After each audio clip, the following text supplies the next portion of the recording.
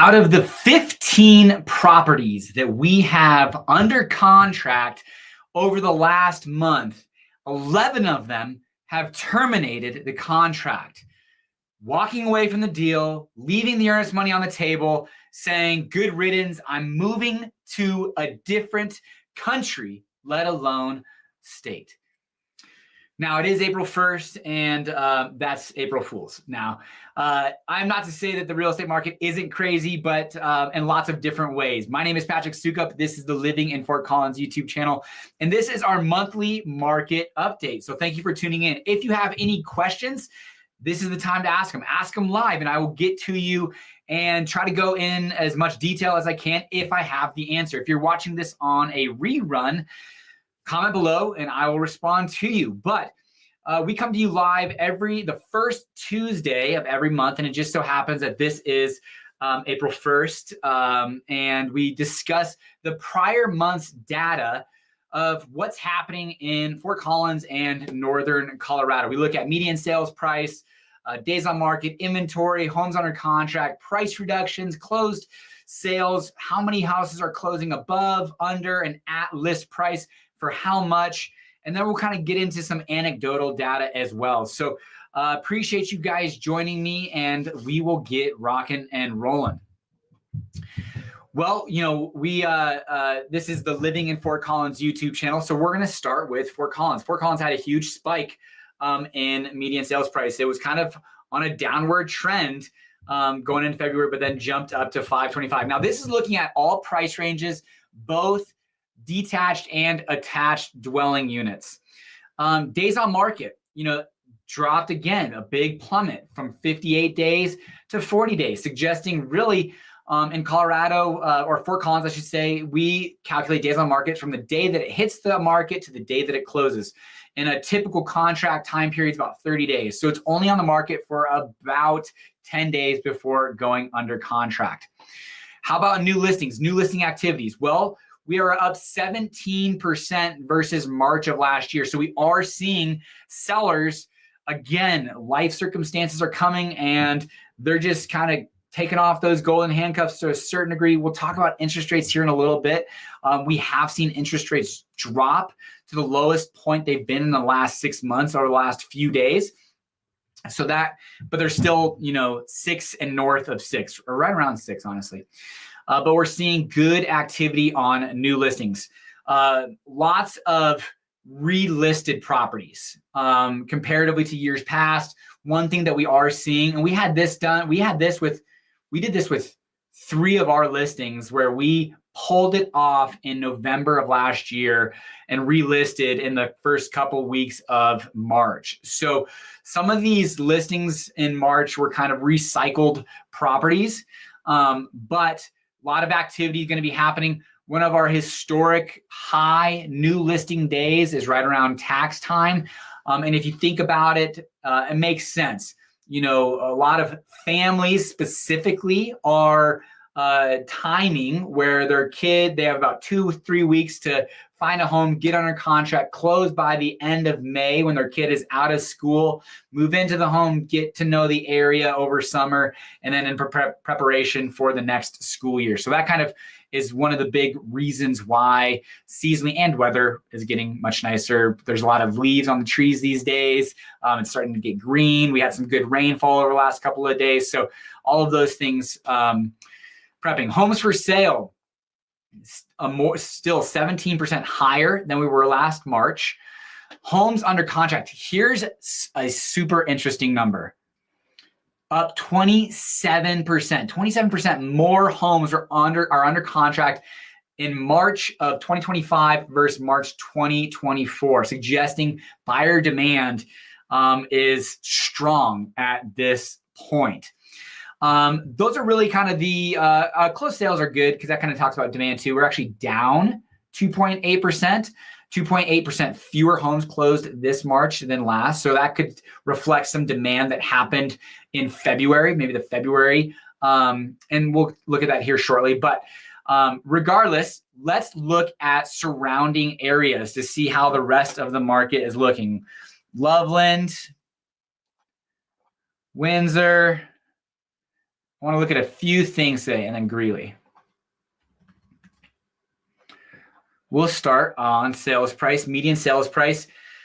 Pretty flat line across the board. Greeley up 2%. Months supply, we didn't look at that, but months supply, we are seeing, it kind of hovering around that 2 months supply, and it will increase as we get more listings, but also there'll be more buyer activity as well. Across the board, we've seen some pretty decent demand uptake in Northern Colorado, except for Greeley. 18, 22, 27% for homes under contract.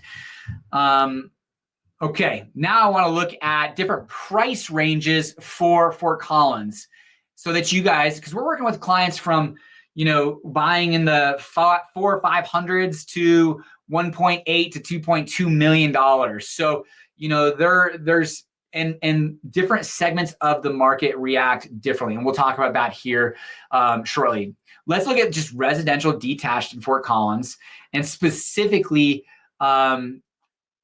let's go price per square foot to start. All right, 400 to 500. If you're in the $400,000 to $600,000 price point range, expect a median price per square foot around $277. 600 to 800,000, $222. And there's this really interesting dynamic. Now, maybe I should put more parameters around it, but you're going to see something here shortly. So it drops to 222. So, you get a little bit more bang for your buck, more value at a little bit higher price point. Same thing, 800 to 900,000, $1 million. Now look at $1 million. Come on. Almost $300 per square foot. So these houses are in prime, desirable areas. A lot of our $1 million houses are selling down in Old Town, which has a smaller footprint. But also, one of the things that we're talking about anecdotally is that our agents, we had our team meeting this morning, discuss is if the homes that are updated, tastefully updated, priced right, are getting, eaten up, and even if they are at a high price per square foot. So interesting to see. Now, I guess, while we can do this real quick, let's look at kind of the ultra luxury.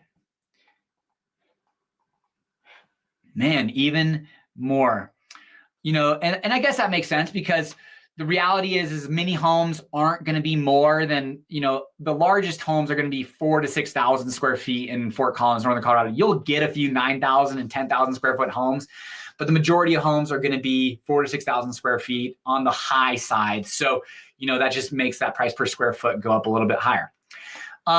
Let's get it back to $1 million and above.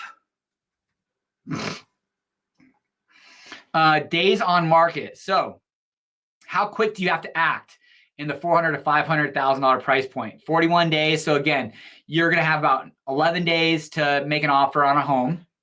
600,000 to 800,000, basically going overnight. Okay, so 29 days on market basically means those homes on, in the median is they're coming out of the market, they're going under contract and closing 30 days later. A little bit of time, about a week's time period for 800, 900, $1 million price point homes. And then finally with $1 million homes, still about 10 days. So best case scenario, you've got 10 days on average, I guess, but median, to make an offer on a home if it's going to move. And then on the high side or on the low side, you got to be ready to make an offer right away. We've closed 2 homes in the last week or two. Connor has specifically. And first, let me give a shout out to my team. My team is absolutely kicking butt. Last year, we closed 65 homes, and I was not a lion's share, but I was a good share of those homes.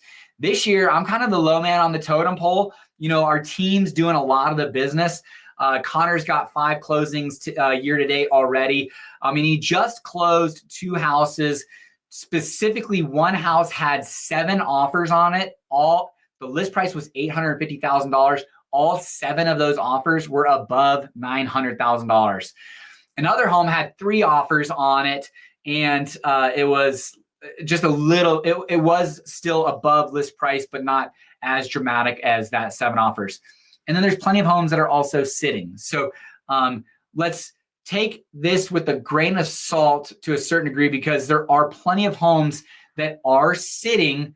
But like Zach just sent a group text message that had a listing that went under contract as of 15 minutes ago. They recycled it. It was listed last October, November, didn't sell, so they pulled it off, put it on the market in March, and it just went under contract. So, patience is extremely important, because I do think that buyer activity is just starting to increase. So one of the recommendations as a seller right now is, don't be too quick to it to make a price cut, but it is extremely important to price the home correctly from the gun.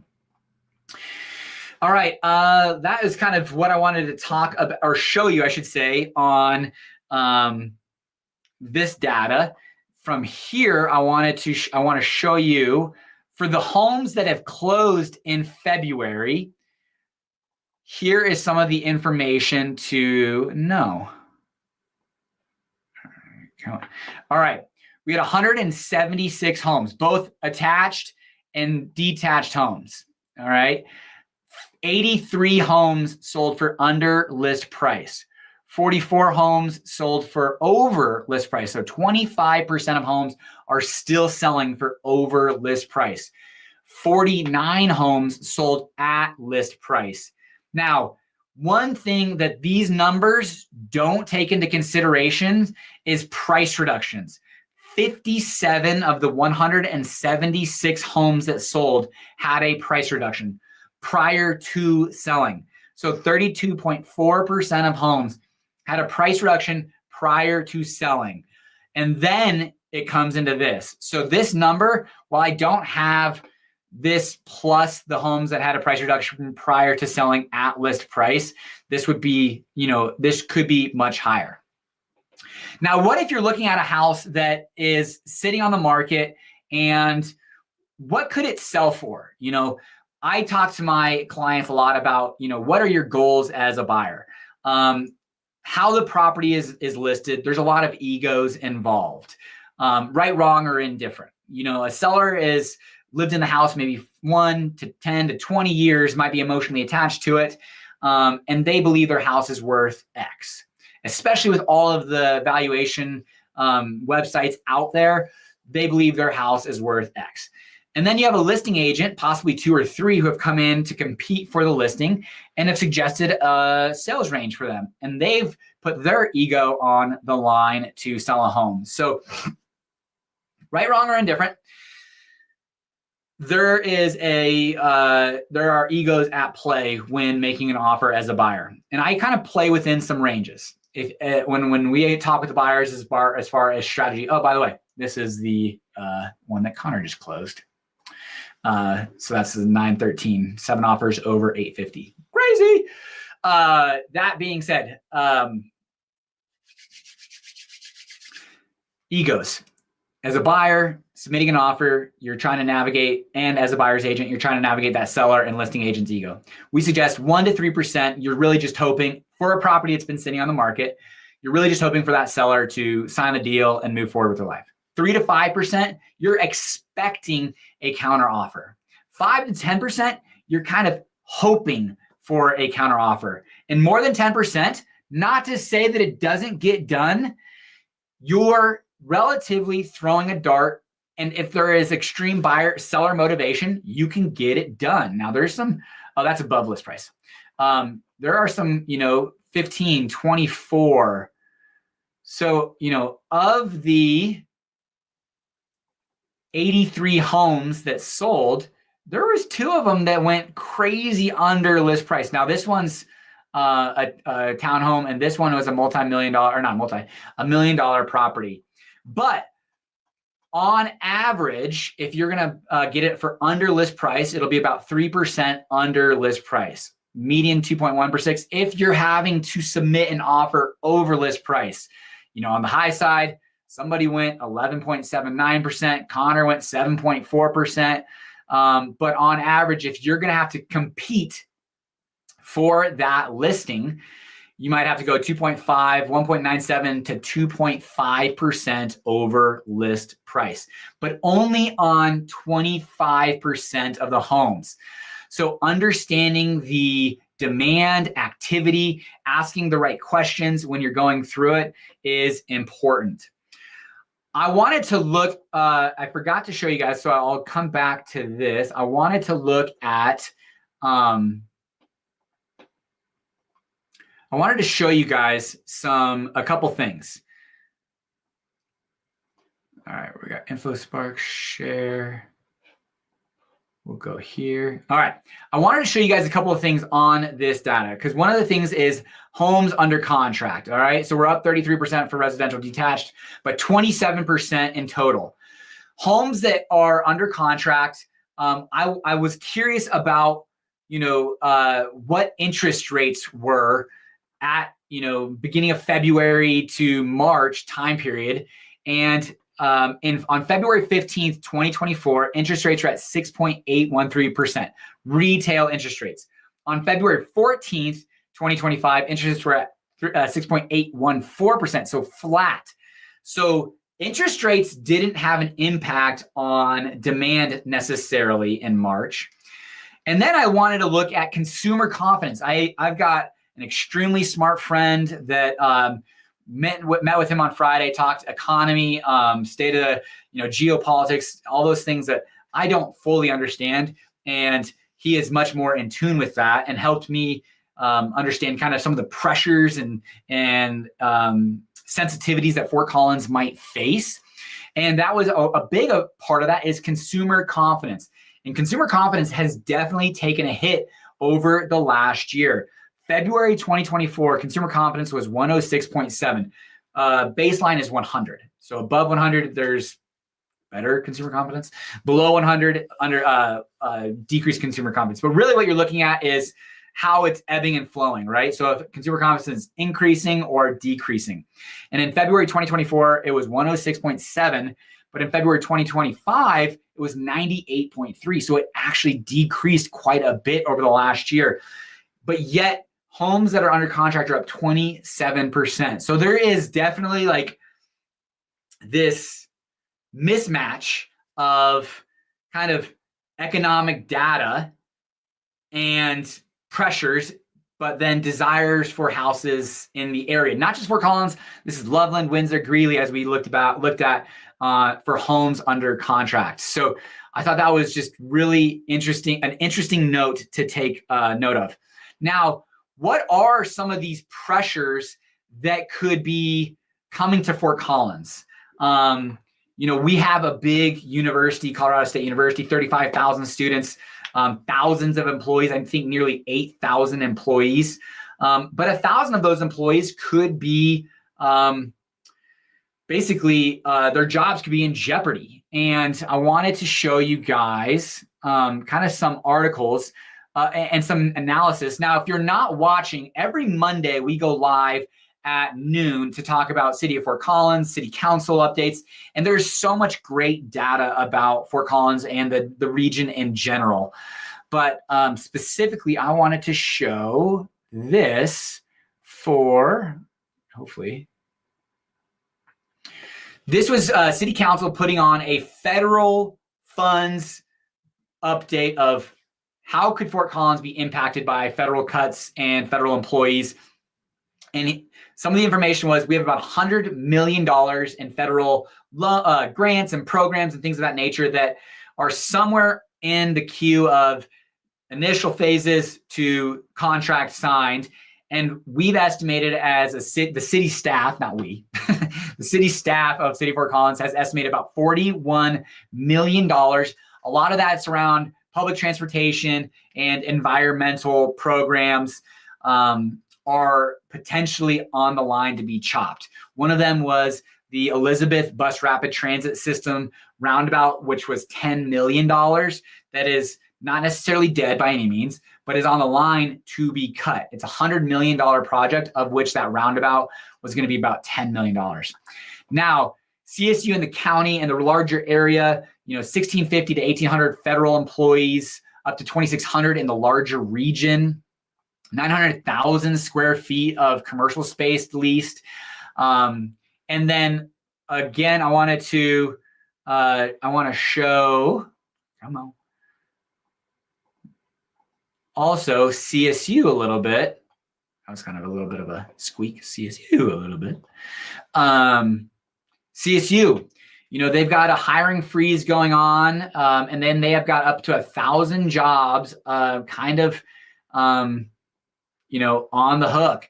And we've got 1/3 of our annual budget on the line, which is up to $436 million in federal funding. So CSU, City of Fort Collins, definitely some things to watch and keep note of, because that's a lot of money. 436 million at CSU, 41 million at the City of Fort Collins.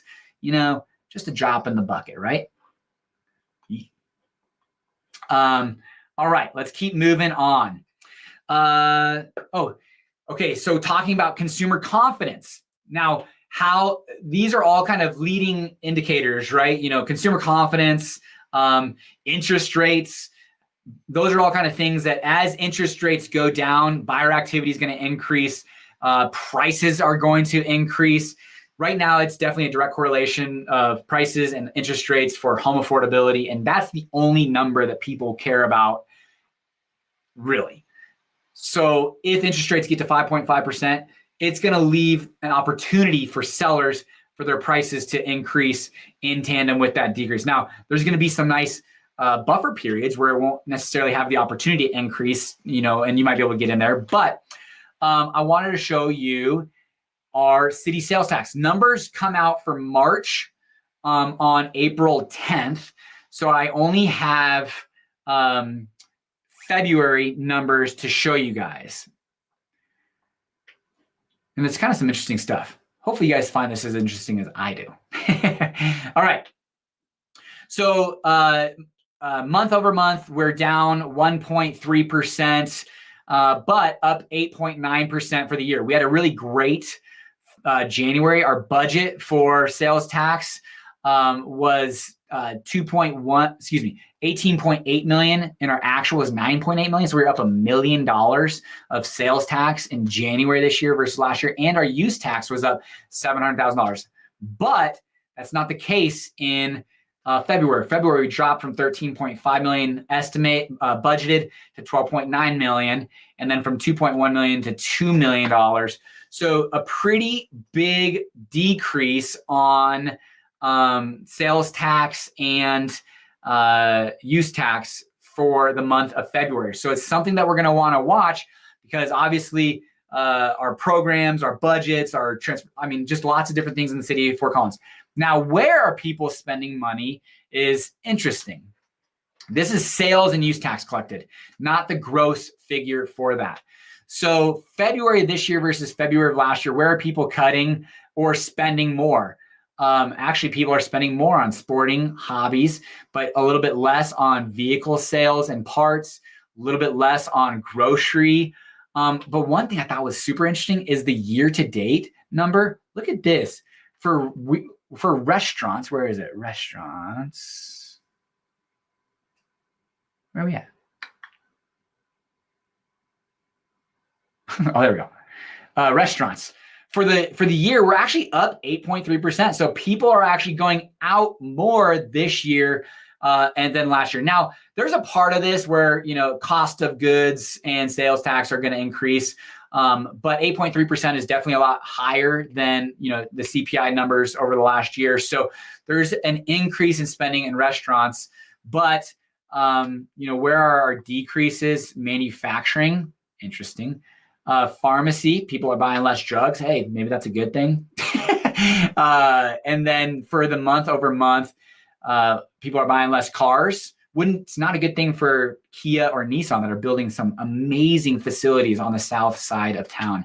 Manufacturing, wow, down 47.7%. I wonder what is made up of that. Building permits, down 45%. Builders looking to spend a little bit less money this year than last year on permits. But for the year, up 24%. Now, this is, I'm sure, there's projects and it ebbs and flows. So these numbers definitely probably more important to look at the year-to-date numbers than necessarily the monthly, but good information regardless. Let's go here. All right. Awesome. Some things I want to go through anecdotally what we're talking to our buyers and sellers about. Buyers, in this market, absolutely, if a house is priced right and it's turnkey ready and you're looking at the activity for showings, open houses, you're going to have to get aggressive. Now, if the home's sitting a little bit, absolutely, there's opportunity for negotiations. But the homes that are updated, turnkey, priced right in a good neighborhood, they are highly desired and people are willing to go to battle. For sellers, definitely taking the time to prep the house for sale, carpets, paints, curb appeal, all of that good stuff, making sure the home is positioned well, visually, aesthetically, and there's a full picture able to be provided to a buyer. Probably the most important thing though, pricing it right. Don't put your head in the sky. If you could sit on the market and ultimately net less than if you had priced it right to begin with.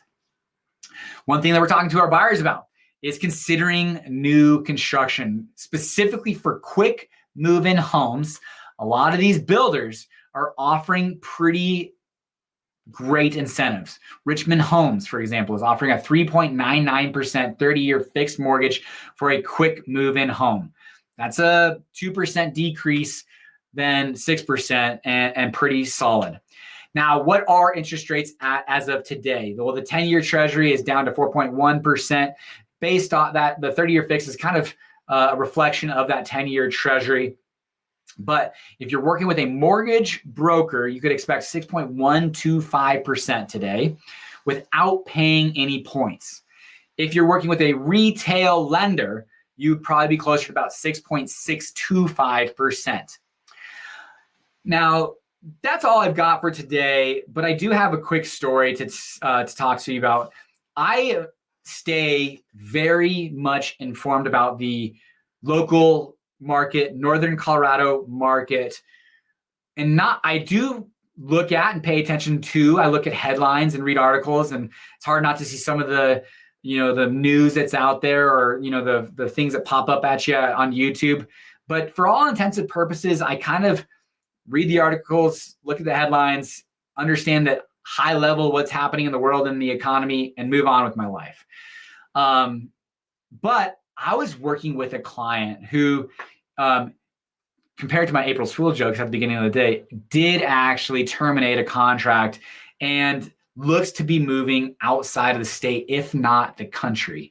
And while working with this client, it was very difficult because there was some extreme insecurities and uncertainties, and I found myself getting engaged and involved with that, and really had some stress over the last month. And it's not to say that you shouldn't pay attention to the market, because I think it's absolutely vital and important. But wow, take care of your mental health. Make sure that you're doing the right things. You're putting your best foot forward. You're working hard, and things that are, control what you can control. For, I think it's the Alcoholics Anonymous, control what you can control, and don't worry about the rest. And that's kind of, fortunately, when this client and I, they kind of shifted paths and moved on, my mental was just a bunch, and a bunch better, much healthier. And so I would say, those headlines are for eyeballs. Even my headline. What was my headline? What is this real estate market doing? I think is what it was. Let's talk about this crazy. It's right, wrong, or indifferent. I try to make my headlines as, relatable to the actual content as possible, while also still having to play the game a little bit on YouTube to catch eyeballs. Ultimately, I joked at the beginning with the April Fool's deal, but the reality is the Fort Collins, Northern Colorado market. is doing exactly what I had just talked about. So yeah, Glenn, I appreciate it. Don't engage with the crazies. Rule number one. It was a good thing that, kind of our paths diverged. I appreciate you guys watching. If you guys have any questions specifically about anything that I discussed, feel free to comment and engage, or send me an email. We work with folks from all over the state, country, and world, relocating to the area. So we'd love to be on your team if that's a consideration for you. And here we go. Have a great day, everybody. Take care.